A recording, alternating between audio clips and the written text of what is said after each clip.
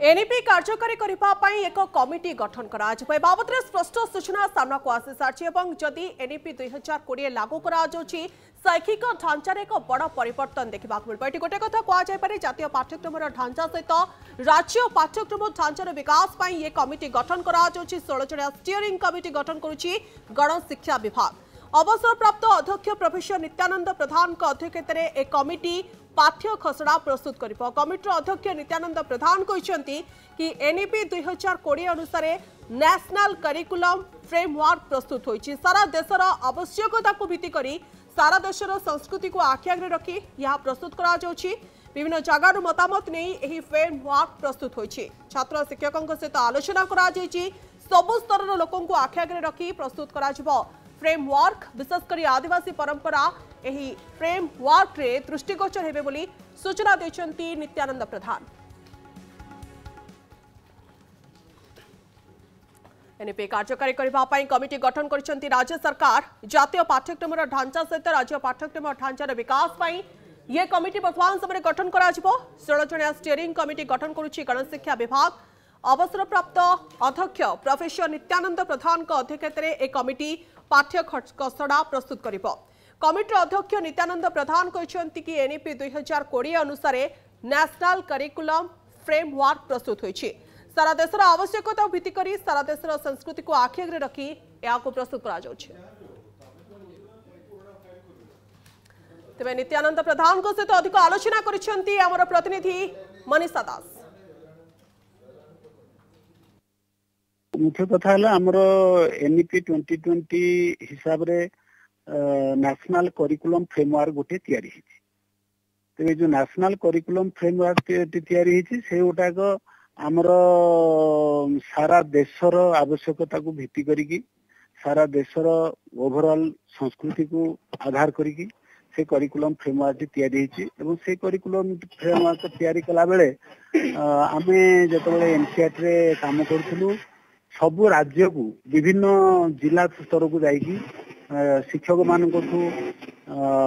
छात्र मान अभिभावक मान इलेक्टेड रिप्रेजेंटेटिव मान एजुकेशन सिस्टम रिसर्चर मान सबु मत संग्रह करिकी से करिकुलम फ्रेमवर्क तैयारी थिला। किंतु एते तो आमे गोटे स्टेट पे करिकुलम फ्रेमवर्क तैयारी करिया जाउछे सेतबेले आमको स्टेट रो आवश्यकता देखा पड़े। आम जोटा कहते कॉन्टेक्चुअलाइजेशन आमर फ्रेमवर्क टी नेशनल फ्रेमवर्क रो आमे पूरा दूरे जीवानी किंतु आमर जो उदाहरण हो आमर संस्कृति आमर कला एगुड़िक जमी curriculum state curriculum Odisha curriculum framework रे स्थान पाइबा दरकार। एवं सेइथिपई आमको पुणी जीवाको हबो आमर ओडिशा जो विभिन्न माने अछंती कम्युनिटी अच्छी ट्राइबल कम्युनिटी कहतु बा माने आमर पेरेंट्स कहतु बा स्टूडेंट्स कहतु बा शिक्षक मान शिक्षक अनुष्ठान अच्छी से पाखु जाइए आम तांकर भी ओपिनियन आमको नवा पड़ो एवं तांकर ओपिनियन आधार रे आम जमी स्टेट स्पेसिफिक एटा हम किंतु नेशनल स्ट्रक्चर रु आम बाहर ना एटा हम।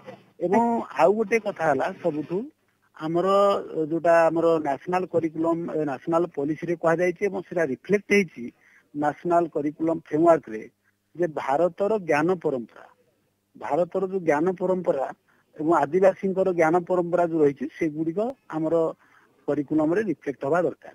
क्योंकि आमर भी ओडिशा रे आमर 62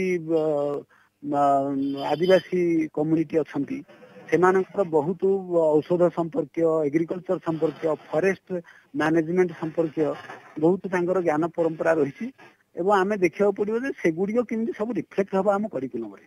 तेणुकर यही करिकुलम जो हम सेटा जेमती आमर सबु स्तर लोकंकर एस्पिरेशंस को पूरण कर पारिबो एटा आमर लक्ष्य रहइबो।